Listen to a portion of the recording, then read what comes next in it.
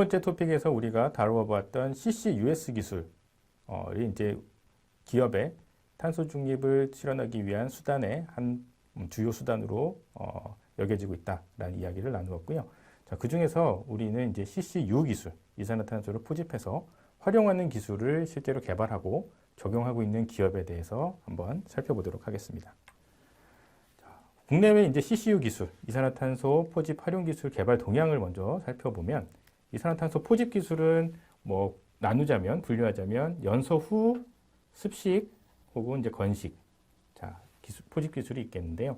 습식 기술은 흡수액, 그 용액을 사용해서 이산화탄소를 포집하는 기술이고요.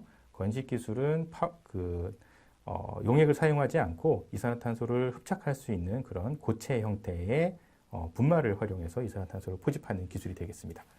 이러한 이산화탄소 포집 기술은 다량으로 배출된 이산화탄소, 단일 배출하는 배출원을 기준으로 해서 가장 많은 온실가스를 배출하는 곳이 바로 석탄화력발전소입니다. 그래서 기존에는 이제 주로 석탄화력발전소에 먼저 적용하는 것이 우선시 되어 왔고요.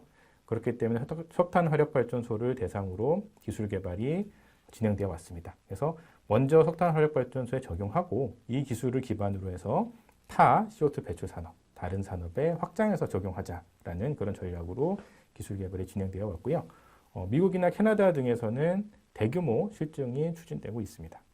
그리고 이제 이러한 기술들이 산업 공정으로 이제 확대 적용하기 위한 그런 방안들이 이제 도출되고 있는 상황이고요. 포집 기술에 있어서는 이제 비용을, 이산화탄소를 포집하는 기술은 이제 비용이 드는 그런 기술이기 때문에 비용을 최소화하는 것이 가장 큰 목표점이 되겠고, 자, 2015년 이산화탄소 1톤을 포집하는데 $60가 드는데요. 자, 앞으로는 자, 세계 최고 수준의 흡수제 그리고 공정 개발을 통해서 자, 여기서 보시면 2025년 1톤당 $42, 2030년에는 1톤의 이산화탄소를 포집하는데 드는 비용을 $26 수준으로 낮추겠다라고 하는 것이 미국의 목표가 되겠습니다. 우리나라의 경우에도 이제 다양한 기술들이 이제 시도되고 있고요. 보시는 것처럼 뭐 습식, 앞에서 말씀드렸던 습식, 건식, 그리고 막을 이용한 분리 기술들을 이제 개발을 하고 있고요. 한국전력, 그리고 한국전력 내 이제 회사인 자회사인 남부발전, 그리고 국가출연연구소인 한국에너지기술연구원 등이 참여해서 이러한 기술 개발, 10메가와트급의 기술 개발을 추진하고 있습니다. 이러한 이제 초기 발전소 대상 기술 기반으로 해서 이제 최근에는 시멘트, 제철, 석유화학 분야로 기술이 이제 확대 적용되고 있는 그런 상황입니다. 이산화탄소 활용 기술의 경우에는 앞서서 말씀드렸던 것처럼 다양한 제품으로 이산화탄소를 전환해서 활용할 수 있겠는데요. 이제 최근 가장 이제 화두가 되고 있는 제품은 바로 정유 제품입니다. 유럽을 중심으로 이산화탄소를 다시 유용한 물질로 바꾸는 전환 기술을 적용하고 있는데요. 이 전환 기술의 핵심은 이산화탄소를 수소하고 반응시켜서 수소화하는 반응입니다. 이산화탄소를 수소화 반응시키면 자, 여기 보시는 것처럼 가솔린이나 디젤, 항공유를 만들 수 있게 되는데요. 자, 여기 보시면 글로벌 에너지 기업이죠. 쉘, BP, 노스크 이와 같은 에너지 기업에서 이산화탄소를 활용해서 이산화탄소와 함께 그리고 신재생 전력을 활용해서 탄소 중립적인 연료를 생산하기 위한 그러한 연구 개발에 굉장히 많은 투자를 하고 있습니다. 그리고 국내에서는 한국에너지기술연구원, 한국화학연구원, 그리고 성균관대 등에서 이산화탄소로부터 연료를 생산하기 위한 기초연구, 그리고 벤치 규모의 실증 연구를 수행하고 있고요. 2022년부터 이제 건국대학교에서도 이산화탄소로부터 탄소 중립적인 연료를 생산하는 그런 기술 개발에 착수를 참여하고 있습니다. 자, 이산화탄소 활용 기술의 분류 중에 하나는 대표적인 분류로 탄산 광물 생산 기술이 있겠는데요. 이미 이제 미국이 가장 앞서가고 있고 미국에서 스카이오닉이라는 기업에서는 스카이마인 프로젝트를 통해서 이산화탄소를 광물화해서 탄산수소, 나트륨, 염소, 염산과 같은 이런 산업에 활용되는 그런 화학 제품들을 만들어내고 있습니다. 그리고 스카이오닉과 함께 칼레라에서는 자, 발전소에서 배출된 이산화탄소를 광물화해서 하루에 5톤의 건축 소재를 생산하고 있습니다. 실제로 이제 상용화되어서 운전되고 있는 공정이 되겠고요. 국내의 경우에는 현대오일뱅크와 태경 BK라는 기업이 협력해서 기술 제휴를 통해서 현대오일뱅크에서 이제 석유를 정제하는 과정에서 이제 탈황 공정이 있는데 황을 제거하는 공정인데요. 황을 제거하고 남는 이제 부산물을 이용해서 탄산칼슘, 이산화탄소를 탄산칼슘으로 전환해서 건축 소재로 활용하는 그런 연구를 상용화 계획을 발표했습니다. 연구를 이제 추진해서 그 연구 결과를 바탕으로 조만간 상용화하겠다는 계획을 발표했고요. 우리나라의 이제 대표적으로 지질자원연구원이나 기업으로는 대우건설, 포항산업과학연구원, 에너지기술연구원 등이 참여해서 이산화탄소를 광물화하는 대규모 연구들을 현재 추진을 하고 있는 상황입니다. 이산화탄소를 활용해서 만들 수 있는 제품, 우리 실생활에 가장 이제 밀접하게 연관된 제품으로는 폴리머 폴리올이 있겠는데요. 폴리머 폴리올은 여러분들 쉽게 이해하시려면 이제 플라스틱 제품이라고 생각하시면 되고요. 이제 미국 기업들이 이제 대부분 기술을 선점하고 있는 상황입니다. 우리나라에서는 이제 SK 이노베이션에서 그 수년 전에 아마 이제 탄소 중립적인 그린폴이라는 이제 플라스틱 제품 출시를 한 적이 있는데요. 그때 당시만 하더라도 아직까지는 이제 그 상품성이 확보가 되지 않아서 상용화에 성공하지는 못했습니다만 앞으로도 계속적인 노력이 진행되고 있는 상황이고요. 포스코에서는 이제 포항산업과학연구원과 부산대와 협력해서 폴리올 제조용 파일럿 설비, 폴리올이라고 하면 플라스틱의 원료가 되겠습니다. 그래서 플라스틱 원료를 제조하는 그런 기술을 개발하고 있습니다. 이러한 CCU 기술, 이산화탄소를 활용해서 다양한 제품을 생산하는 이러한 기술들을 활용하는 기업들을 한번 살펴보겠습니다. 전 세계적으로 가장 활발하게 이산화탄소를 활용하는 그런 산업군은 에너지, 그리고 석유화학, 정유회사가 되겠습니다. 에너지 석유화학을 담당하고 있는 회사들이 되겠는데요. 이 기존의 에너지, 특히 정유회사와 같은 경우에는 화석 원료, 원유가 이제 화석 원료죠. 화석 원료로부터 우리가 정제를 통해서 다양한 화석 연료를 생산하죠. 디젤 혹은 가솔린과 같은 화석 연료를 생산하죠. 이 모든 것들이 다 화석 원료, 화석 연료 기반이기 때문에 탄소 중립을 실현하기 위해서 이런 에너지 기업들은 상당히 많은 노력을 기울이고 있습니다. 이 글로벌 정유사들은 탈탄소, 기존의 원료도 그렇고 제품도 그렇고 다 탄소 기반의 그런 산업인데 이거를 친환경 사업으로 전환하기 위해서 굉장히 많은 노력을 하고 있는데요. 앞으로는 재생에너지, 수소에너지, 전기자동차 충전소 사업과 같은 화석 에너지 기반이 아니라 이제 신재생 에너지 기반, 친환경 에너지 기반으로 사업을 전환하고 있는 그런 상황입니다. 주요 수단으로는 폐기물을 재활용한다든지 에너지 효율 향상, 재생에너지 확대, 그리고 단기간에 이런 탈탄소 비즈니스로 우리가 산업 영역을 바꿀 수 없기 때문에 이제 점차적으로 이 탄소 기반의 사업들을 친환경 사업으로 전환해야 될 것이고 그 과도기에는 어쩔 수 없이 배출되는 이산탄소를 저감하기 위한 CCUS 기술들이 도입이 돼야 합니다.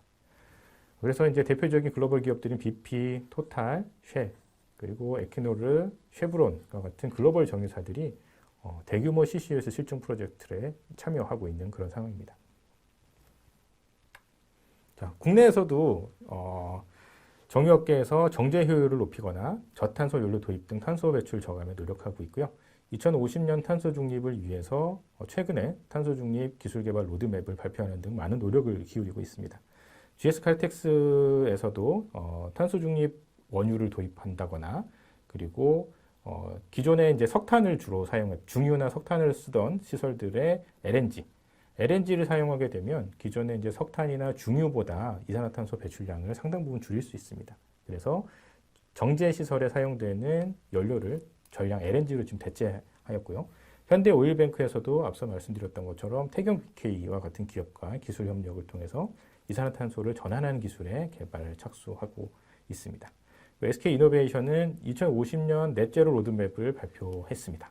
그래서 탄소 중립 수단으로는 효율 향상, 재생전력 도입, CCUS 기술 개발, 배출 상쇄 등의 수단들을 활용해서 2050년까지 탄소 중립을 실현하겠다는 목표를 밝혔고요. S오일에서도 최근에 수소, 연료전지, 그리고 자원의 재활용 등 신산업 진출을 도모하고 있습니다. 자, 대표적으로 이러한 그 탄소 중립 연료를 생산하는 정유업계 노력의 대표적인 사례라고 할 수 있겠는데요. 자, 유럽의 선파이어라는 기업에서는 그 아우디와 합작해서 이산화탄소를 포집해서 이산화탄소를 따로 모읍니다. 따로 모으고 신재생 발전으로부터 생산된 신재생 전력으로부터 수전해를 통해 생산된 수소와 이산화탄소를 반응시켜서 수소와 반응을 통해서 이러한 탄소 중립적인 원유, 블루크루드를 생산하고요. 이 블루크루드를 기반으로 디젤을 만들어서 자동차를 운전하는 시범 사업을 하기도 했습니다.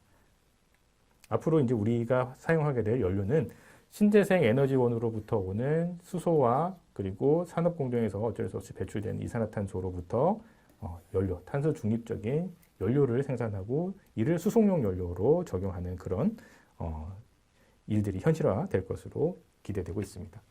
자, 정유회에서 탄소 중립을 추진하고 있는 사례를 한번 살펴보도록 하겠습니다. 국내 정유업계는 탄소 중립에 많은 노력을 기울이고 있는데요. 국내 정유업종의 온실가스 배출량은 연간 3천만 톤 수준입니다. 2018년 기준으로. 자, 주 배출원을 보면 보일러나 히터 등 정제 석유를 이제 끓여서 우리가 연료의 유종별로 이제 연료를 생산하게 되는데요. 그때 이제 연소 에너지를 사용해서 배출하는 온실가스가 52%, 그리고 다양한 공정에서 그 외 공정에서 배출되는 온실가스가 26%에 해당됩니다. 우리나라 정제시설의 경쟁력은 사실 세계 5위 수준으로 굉장히 높은 경쟁력을 확보하고 있고요. 에너지 효율이나 생산성은 거의 세계 최고 수준입니다. 수출 업종으로서 굉장히 많은 기여를 하고 있고요. 그리고 앞으로 이제 우려한 에너지 산업으로서의 에너지 공급 기능과 더불어서 이런 수출 경쟁력을 유지하기 위해서는 탄소 중립 경쟁력을 확보하는 것이 굉장히 중요한 숙제라고 말씀드릴 수 있겠습니다. 자, 정유업계는 지난해에 온실가스 감축을 위한 탄소 중립 로드맵을 수립을 했습니다. 그래서 온실가스 감축을 위해서 5개 감축 전략을 수립했고요. 이러한 감축 전략을 달성하기 위해서 20개의 핵심 기술을 도입하고 20개 핵심 기술을 개발해서 실제 공정에 적용하기 위한 기술 개발 로드맵을 작성을 했습니다. 자, 감축 전략을 한번 살펴보면 화석 원료인 원유를 대체하는 방법으로 원료 대체라는 전략이 첫 번째고요. 두 번째로는 무탄소 연료로 전환하는 것입니다. 수소나 암모니아와 같이 탄소 배출이 없는 새로운 연료를 공급하는 방법이 되겠고요. 그리고 기존에 쓰고 있는 에너지를 공정 에너지 효율화를 통해서 에너지 사용량을 최소화하자라는 것이 세 번째 전략이 되겠고, 네 번째 전략으로는 어쩔 수 없이 배출되는 온실가스, 이산화탄소를 포집, 활용, 저장하자라는 전략이 되겠습니다. 그리고 마지막 다섯 번째 전략으로는 바이오 연료, 그리고 화석 연료, 석유 연료를 대체할 수 있는 탄소 중립적인 대체 연료를 생산하고 보급하자라고 하는 것이 다섯 번째 전략이 되겠습니다. 이와 같이 전체 5개 감축 전략을 수립하고 이 각각에 대해서 핵심 기술을 도출하고 2025년 단기, 2030년 중기, 2050년 장기 이 기술들을 실용하기 위한 기술 개발 로드맵을 수립하였습니다.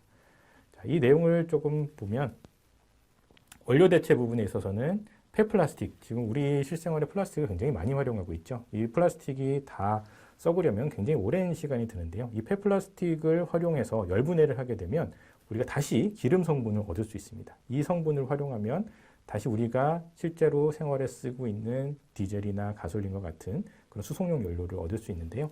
폐플라스틱을 활용해서 합성 원유를 만들고 이 합성 원유로부터 다시 정제를 거쳐서 연료를 생산하는 기술이 되겠습니다. 그리고 바이오매스, 폐목재나 폐식용유들을 이용해서 다시 바이오 원유를 만들어서 다시 연료 제품으로 만드는 방법이 있겠고요. 그리고 자, 수소를 도입하는 방법입니다. 자, 정유시설에서는 지금 수소를 만들 수 있는 시설이 있습니다만 정유 공장에서 쓸 수 있는 필요한 양에 못 미치기 때문에 외부에서 이제 수소를 도입하는 방법이 있겠고요. 무탄소 연료 전환에는 암모니아와 수소와 같이 탄소 배출이 없는 새로운 기술들을 도입하는 연료를 도입하는 방법이 되겠고, 에너지 공정 효율화는 열교환기라든지 발전 그리고 전력기기 이런 부분에 있어서 효율 향상을 하는 기술이 포함되겠고, 스마트 플랜트나 정유화학 전이공정 전기공정 같은 경우에는 우리가 앞으로는 연료보다는 화학제품 수요가 더 늘어날 것이기 때문에 그런 화학제품 생산을 늘리자는 그런 전략이 되겠습니다. 네 번째 전략은 앞서 말씀드렸던 이산화탄소 포집 활용 저장 기술이 되겠고요. 이산화탄소를 잘 포집해서 보시는 것처럼 정유 제품이나 광물화 그리고 플라스틱 원료로 바꾸는 그런 기술이 되겠습니다.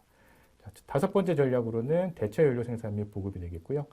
바이오 연료 그리고 바이오 선박류, 차세대 바이오 연료를 생산함으로써 우리가 기존 석유 연료를 대체할 수 있는 그런 새로운 탄소 중립 연료를 생산하고 보급하는 그런 전략으로 구성되어 있습니다. 그래서 이제 정부와 정유업계는 보시는 것처럼 22년 올해부터 25년까지 정유 공정에서 발생하는 이산화탄소를 활용해서 포집하고 전환해서 연료, 탄소 중립적인 연료나 화학 제품, 기초 유분을 만드는 연구 개발에 착수를 했고요. 아마 2025년 이후가 되면은 실제로 이런 기술들이 정유 공장 내에서 테스트되는 그런 환경이 갖추어질 거라고 기대하고 있습니다. 자, 앞으로는 기존에는 이제 원유를 기반으로 원유로부터 우리가 다양한 최종 제품들을 활용해 왔습니다. 기존에는 원유에서 온 그런 탄소를 활용했죠. 근데 앞으로 우리는 이산화탄소, 산업에서 발생하는 그런 온실가스, 부생가스들, 폐플라스틱이나 바이오매스로부터 이러한 화학 제품들을 만들 것이고요. 이 화학 제품을 만들어내는데 필요한 에너지는 바로 신재생 에너지로부터 공급받게 될 것입니다. 그래서 신재생 에너지 기반으로 이러한 온실가스나 저급 탄소 자원들을 활용해서 이러한 이산화탄소 전환 공정, CCU 기술을 도입을 통해서 중간 제품을 비롯해서 최종 제품을 만들 수 있는 새로운 산업 기반이 형성될 것으로 전망되고 있습니다.